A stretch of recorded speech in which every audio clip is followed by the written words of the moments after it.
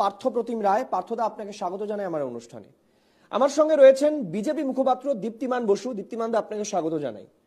আমার সঙ্গে রয়েছেন অভিষেক বন্দ্যোপাধ্যায়, কংগ্রেস মুখপাত্র। অভিষেক, তোমাকে স্বাগত। রয়েছেন ভাস্কর সিংহ রায়, রাজনৈতিক বিশ্লেষক। ভাস্কর দা, আপনাকে স্বাগত।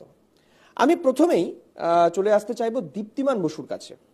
দীপ্তিমান বসু, আপনার কাছে আমার পরিষ্কার প্রশ্ন থাকবে যে রাজ্যপাল তিনি একাধিক ক্ষমতা বলে বলিয়ান, সংবিধান তাকে একাধিক রক্ষা কবচ দিয়েছে, কিন্তু আদতে তার পোস্ট যদি আমরা দেখি, তিনি সাংবিধানিক পোস্ট হোল্ড করেন। সাংবিধানিক, সংবিধান যেখানে যেখানে চ্যালেঞ্জের মুখে পড়বে, সংবিধান যদি কেউ না মানেন, তখন তার কাজ আসবে।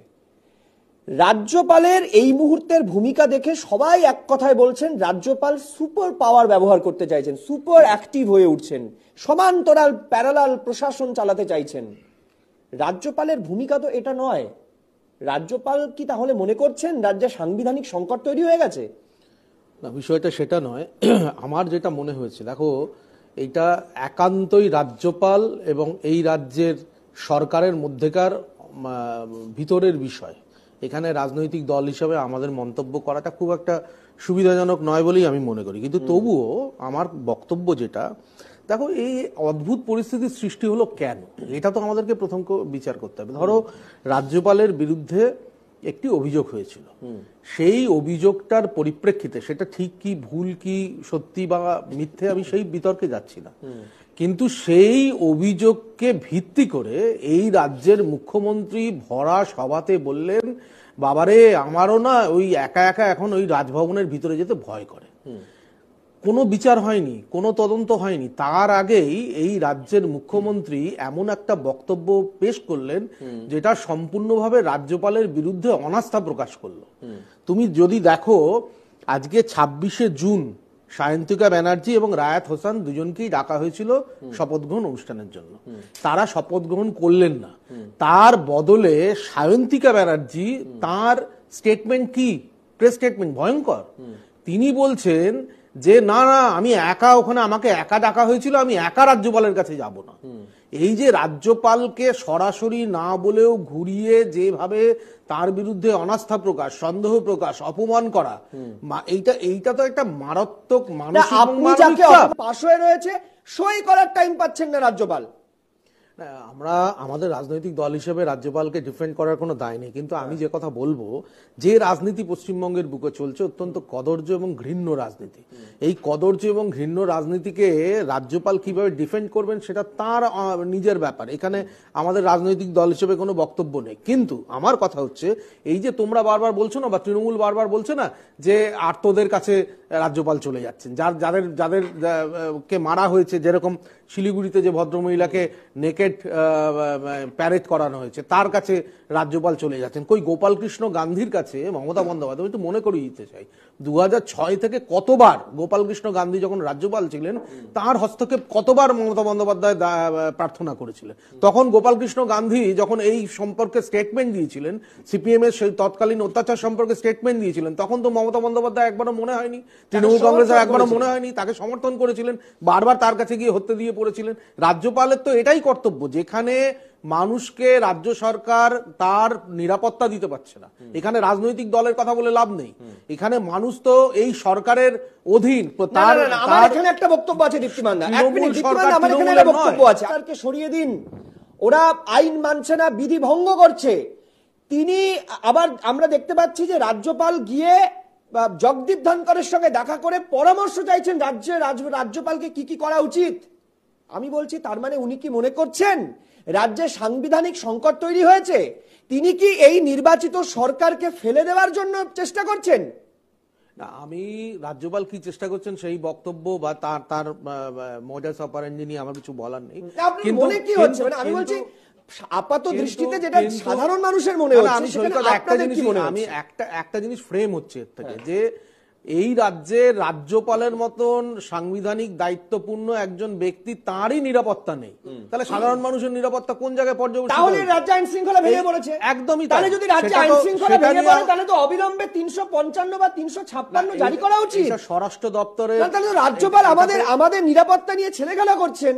না, এটাতে স্বরাষ্ট্র দপ্তরের ভূমিকা আছে, স্বরাষ্ট্র দপ্তর সিদ্ধান্ত নেবে। পার্থদা কি বলবেন? কিন্তু আমাদের সম্পূর্ণ আমি উল্টো করে বলি যে দীপ্তিমান বাবু যেটা বলছেন যে রাজ্যপালের নিরাপত্তা এখানে সুনিশ্চিত নয়। আমরা যদি এই কথা বলি যে রাজভবনের মহিলারা সুরক্ষিত নয়, এই প্রশ্ন উঠেছে এই অভিযোগটা আসার পর, তাহলে তার ব্যাখ্যা কি হবে? এই জায়গা সাংবিধানিক একজন প্রধানের বিরুদ্ধে এই ধরনের যদি গুরুতর অপরাধ তার একজন কর্মী করে থাকে, এটা তো মারাত্মক মানে অভিযোগ। তো সেই অভিযোগের ভিত্তিতে কেন রাজ্যপালের বিরুদ্ধে স্বরাষ্ট্র মন্ত্রক ব্যবস্থা গ্রহণ করবে না? প্রধানমন্ত্রী কেন মৌন থাকবেন? যেখানে তিনি কথায় কথায় কোচবিহারের ঘটনা, অন্য ঘটনা নিয়ে তিনি সরব হয়ে যাচ্ছেন, আমার পার্থদাকে একটা প্রশ্ন, রাজ্যপালের বিরুদ্ধে শ্লীলতাহানির অভিযোগ কেন অমিত শাহ এবং নরেন্দ্র মোদী সেই রাজ্যপালকে সরিয়ে দিচ্ছেন না? আমি পার্থবাবুর কাছে আমার একটা প্রশ্ন আছে। আপনারা তো এই কথা বলছেন, রাজ্যপালের বিরুদ্ধে অভিযোগ করছেন। আচ্ছা, আপনি বলুন তো, আপনার দল যারা সবসময় সমস্ত কিছুতে আন্দোলন করে, এই তো সামনে কিছুদিন আগে গিয়ে আপনারা রাজভবনের 144 ধারা ভঙ্গ করে আন্দোলন করেছিলেন, আপনাদের অভিষেক বন্দ্যোপাধ্যায় গেছিলেন, কিন্তু এই রাজ্যপালের বিরুদ্ধে যে অভিযোগ আছে সেই অভিযোগটা নিয়ে আপনারা কোনো আন্দোলন সংগঠিত করেননি, কেন কোর্টের কাছে যাননি? এই প্রশ্ন তো আমাদের আছে। আপনারা কি আদৌ মনে করেন যে এই যে অভিযোগ সেটা ফ্রেম অভিযোগ? আপনারা কি আন্দোলন সংগঠিত করেন?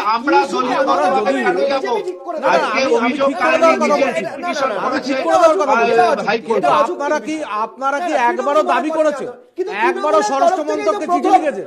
আমরা তো দেখেছি স্বরাষ্ট্র মন্ত্রককে একবারও চিঠি লিখেছেন, করা হয়েছিল। আপনারা তা তো নৈতিক দায়িত্ব বলে কিছু আছে, সেটা কোথায় যাবে? না, নিঃসন্দেহে নৈতিক দায়িত্ব তখন থাকে যখন নীতি থাকে।